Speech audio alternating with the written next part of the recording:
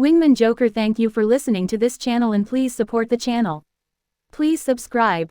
Chapter 428, Amira. This way please, the secretary, Susan, said, guiding Margaret, Michael, and his supposed new girlfriend Bianca toward the meeting room. Seriously, how dare he make me wait, Margaret complained. Madam, you know the rules Madam Arya and the CEO have set. It was all agreed upon before that no matter what, Crimson Pearl's identity was supposed to remain secret, especially from you, until the contract was completely signed, Susan apologized as they reached the meeting room.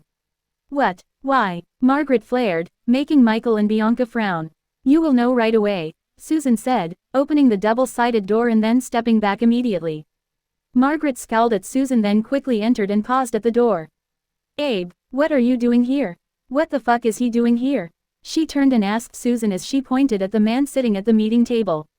Michael and Bianca could finally see what was going on as she moved to the side. Ah, Susan didn't continue. Holy shit, Margaret, I have every right to be here, what are you doing here? Abe stood up, banged on the table, and asked. Mr. Abe, let me introduce you, this is Margaret, our vice president. Susan said, clearing her through. Madam Margaret, this is Mr. Abe Sanders, also known by his pen name, Crimson Pearl. What? Both Abe and Margaret said at the same time. You, Crimson Pearl, impossible, Margaret began to yell. How can this pervert idiot write novels like Time in her lap and Touching the Untouchable? Margaret flared. Abe didn't even finish mid-school. He can't be Crimson Pearl. She added in a hysterical voice. Shut up, Abe yelled. I am Crimson Pearl whether you like it or not. He said, you are just a jealous bitch. I am doing honest work here to earn a living, not using my body to get all rich and important like you who forgot about her family the moment you got married. He said with clear jealousy in his voice. What's wrong with using my body to entertain my husband? It is honest hard work, you know. Do you know how difficult it is to please Victor? Margaret flared back as Michael and Bianca watched with strange looks in their eyes. And since when did you and your bitch sister consider me family? Last time I checked you sold me to the highest bidder just like that novel that. Ah, Margaret began to scream as if she realized something. You damn bastard, you had been using me as a model for your work. So what if I was? You are the bitchiest girl I know. Abe scolded back. Fuck you, Margaret cursed angrily, she was clearly losing it. Susan, revoke our agreement with him and cancel all contracts. Margaret flared. Hearing her, Michael and Bianca looked at each other. They had no idea what was going on here, but it was clear that Margaret and Abe hated each other. Sorry madam, we can't, the contract was written in a way that neither of the parties can cancel it. Susan apologized. Madam Arya expected you to act like this if you knew that your cousin was Crimson Pearl, that's why she told me not to tell you. Damn it, Margaret cursed. Just you wait, I will make Victor deal with you once he returns home. She spat and quickly stormed out of the room while cursing in a low voice. Go do your best, Abe smirked in a voice full of spite. Regardless of whether you cancel the contract or not, I will get paid. He said before looking at Susan. Since when did Margaret become your vice president? He asked. Ah, it was about a month and a half ago, Susan said. Don't worry Master Abe, she is responsible for the idol business, and has nothing to do with movies. Susan quickly said, as if trying to placate Abe. I am not worried, Abe said with a smile. He clearly felt refreshed seeing that defeated look on Margaret's face. Money really changed how he saw the world. Who those two might be? He asked, noticing Bianca's ample chest. Ah, my name is Michael, and this is Bianca, Michael quickly introduced. We are Master Abe's fans. He added, taking out a print of Crimson Pearl's first published book. Tears from the Wrong Place. We hope to get Master Abe's autograph. He said. Of course, Abe said, quickly grabbing a pen and signing the book directly. I wonder if the two of you are free. You see, I am a little hungry, and after meeting that bitch Margaret I don't feel like eating alone, he said, giving a wink to Bianca. Ah, too bad we just ate. Michael, who was also an old driver, noticed the wink and decided to withdraw. His usually useless intuition was telling him to retreat with his newly acquired girlfriend if he didn't want to lose her. Ah, come on, this will be fun. Bianca interrupted him. I want to discuss Master Abe's new book with him, she said, pulling at Michael's shirt cutely, sticking her body to his and rubbing it as she bit her lower lip. Ah, well, fine I guess, it is just a meal. Michael, who had a weakness against Bianca's ample chest that rubbed against him, took a critical hit and was defeated immediately. He was going to be there anyway, what was the worst that could happen? Ellipsis. A knock on the door startled the man napping in the dark room. "Come in," he said as he woke up, then began to stretch his muscles while looking at the door. It was his secretary, Jeanette, who quickly flicked the light switch, activating the magical lamp. "Master, we have news from the Von Weiss family archipelago," she said. Hearing those words, he woke up completely. What happened? Did that poisonous bastard Yazel fall for it? He quickly asked. He had been waiting for this news ever since the news about the Von Weiss family main island being engulfed with a dungeon reached him. Probably, according to Olaf, the heart had gone missing, and so did that bitch Tolan who works for him, Jeanette explained. No one else on the island has the sufficient authority to take it from its seal. Good. I wish I could see his expression when he discovers that the heart is empty. Well, it would take years for him to fully extract the fake soul, and by that time it would be too late, he said while smiling. What about the third guardian? He asked Jeanette. All the guardians are missing, but from the destruction and the blood traces left at the central chamber, in addition to the breaking of the hiding array, we can safely presume that he is dead with the rest. She looked at the document in her hand and replied. Good, he wouldn't have guessed that the escape talisman we gave him was a fake. Like hell we would share the imperial heritage with a traitor like him. The man chuckled. I bet he had no idea that we knew he hid the real heart on that remote island. Yes, master, Jeanette nodded, but, are we sure that the heart contains something valuable? She asked. Most likely, Nicholas died because of a curse, he wouldn't have gotten it if he didn't touch something that he shouldn't have, the man said. And by how he sealed his soul, it can only be either authority points or an imperial edict. I understand, she said. How is Axel doing? We need him to start our search operation on the island. If the heart were to be hidden in a pocket dimension, it would take a few years to find it without a full-scale excavation. He had already been located by the family. Theodore is heading to check on him with Olaf as we speak, she replied. Good, make sure nothing happens to the kid. If it were not for that idiot Dick dying all of a sudden, we wouldn't have had to go to such lengths in the first place. Yes, master, she nodded with a smile. Ellipsis. Victor stealthily stepped out of the cauldron, making sure to activate all his disguise abilities to the max just in case. He promised himself to be extra careful after all. Looking around, he frowned. He and the cauldron were not in a vault, not even in some kitchen. They were on top of a mountain of corpses surrounded by black smoke. Strange. This scene was very familiar. Before Victor could fully comprehend what was going on, he felt it. He felt like he was suffocating. His life was slowly slipping away as his body began to grow weaker and weaker. He was dying. Shit. Without thinking, he quickly activated all his bloodlines to the max. Boom. The black gas that had been infiltrating his body was all expelled in seconds, allowing him to start to heal immediately. Shit, this was close. Victor cursed as he took 2 healing pills at once and began to look around. He was in that damn death gorge again. How the hell did he get here? Wasn't the Sun Lord supposed to take the cauldron and hide it in his vault? Victor made sure to disguise its description to make it a supreme wine cauldron before he hid in it. If it was too precious, he was worried that the Lord would keep it with himself, so he had to just make it precious enough to keep around, but it was all for naught. Could it be that the Sun Lord didn't like wine? Most likely not. He would have given it to someone else as a gift or something. Victor pondered. He must have missed something allowing the Sun Lord to suspect foul play. That guy didn't take chances at all, throwing the cauldron into the gorge without a second thought. If Victor had to guess what it was, he would say it was that the experience points that the Lord got from killing that scapegoat demon were not proportionate to the power Victor showed. Damn it, why does this always happen to him? Well, at least he managed to get away. Victor sighed as he began to look around. This was a different portion from where he was the last time. The death energy here was a lot denser, and all the corpses here were those of elves of all kinds. There were a lot of young ones between them. Shit, could this be the Sun Lord's favorite place to hide his crimes? Could there be any valuable things here? Well, Victor didn't have much time to ponder as he needed to go grab his sister away from that town of sick bastards, so he quickly held his cauldron and began the vacuuming operation part 2, the Sun Lord's dumpster. He would go get Meryl as soon as he finished with this place.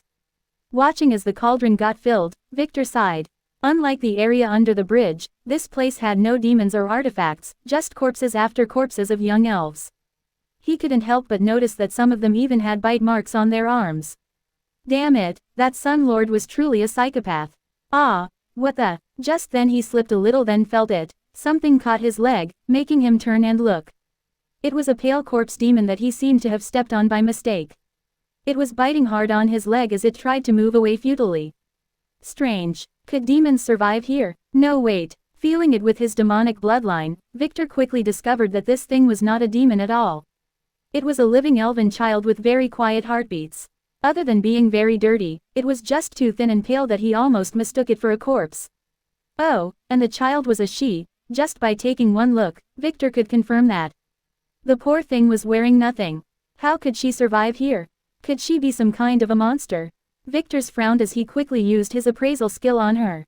A corpse %#%#%#. Error. Energy found. Reappraising and registering. So the system was mistaken too. Name. Amira % and ###.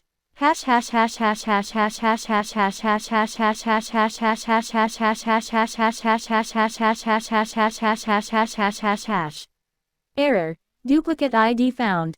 Rearranging Akashic database. Entry mismatch found. Resolving.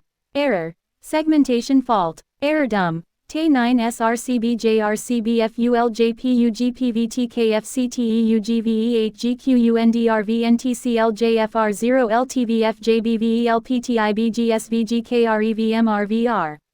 FIVO VFJZCKRFTEVUSU9OISBSUXFRCA6IFNQQVJLIELOVEVSRKVSQU5DRQPERUXFVUGT1 RVGRU5UUL.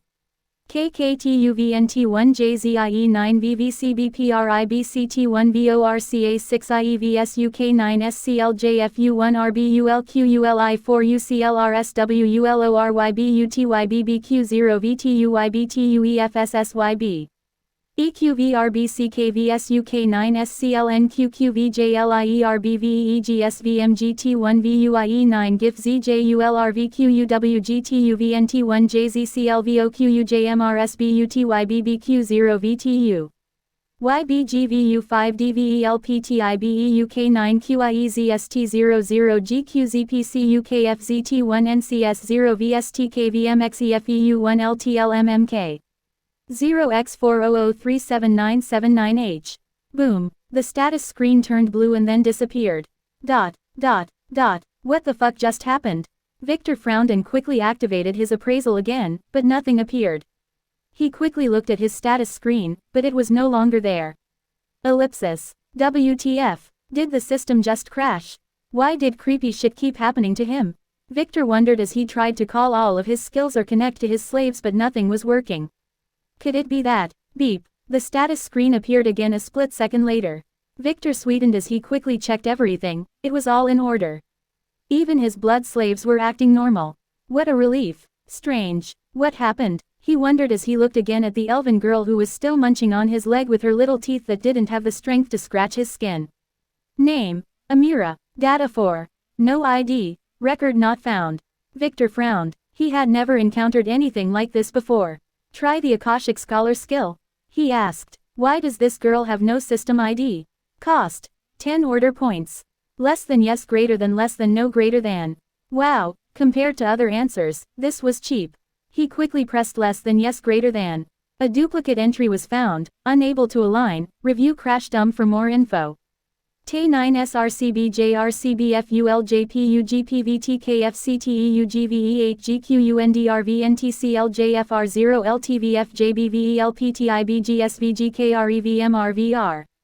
FIVO VFJZCKRFTEVUSU9OISBSUXFRCA6IFNQQVJLIELOVEVSRKVSQU5DRQPERUXFVUGT1 RVGRU5UUL. KKTUVNT1JZIE9VVCBPRIBCT1VORCA6IEVSUK9SCLJFU1RBULQULI4UCLRSWULORYBUTYBBQ0VTUIBTUEFSSYB. EQVRBCKVSUK9SCLNQQVJLIERBVEGSVMGT1VUIE9 GIFZJULRVQWGTUVNT1JZCLVOQUJMRSBUTYBBQ0VTU. YBGVU5DVELPTIBEUK9QIEZST00GQZPCUKFZT1NCS0VSTKVMXEFEU1LTLMMK. Ellipsis. What kind of mindfuck was the system throwing at him? Shit, Victor cursed as he pondered. What did duplicate entry mean? This girl existed somewhere else right now.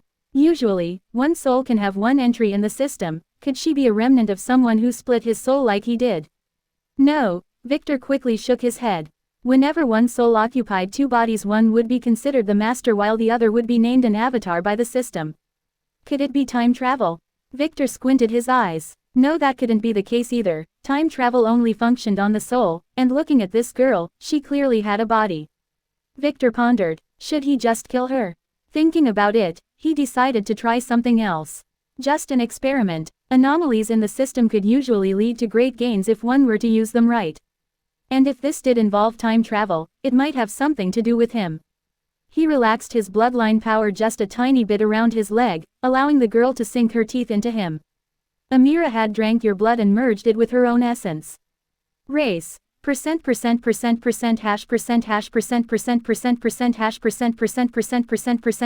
hash data inaccessible. Activate blood slave skill. He quickly re-solidified his skin and pressed yes. Blood slave captured successfully. Nickname cannot be given due to error. No ID. Reading the notification, Victor sighed and then looked at the girl. She was still trying to bite him with some blood on her lips. He raised his leg slowly. The girl was taken aback. She looked at him, then moments later, she turned into black smoke and darted away, disappearing completely. Return here, he said. She didn't. Could it be that she didn't understand him? Shit, he quickly used his blood slave power, giving her the intention to return to him. She did moments later. It was as if she wanted to escape, but her body was moving on its own as she looked at Victor with fear in her eyes. Standing in front of her, he knelt on the ground to reach her height and looked her in the eyes. She bared her teeth and tried to bite him but couldn't move forward. Slowly, tears began to well in her eyes as she couldn't get what was going on. Victor sighed, then from his storage ring he took a candy bar, a normal one. He opened it and then pushed it into her mouth. She bit at it immediately, then gasped as she began to munch at it with joy, finishing it in seconds before looking at Victor again. She no longer tried to escape and she clearly wanted more as she licked her lips. She was just like a kitten. Victor sighed as he gave her another bar. Another little girl was conquered successfully. Now the question was, what shall he do with her?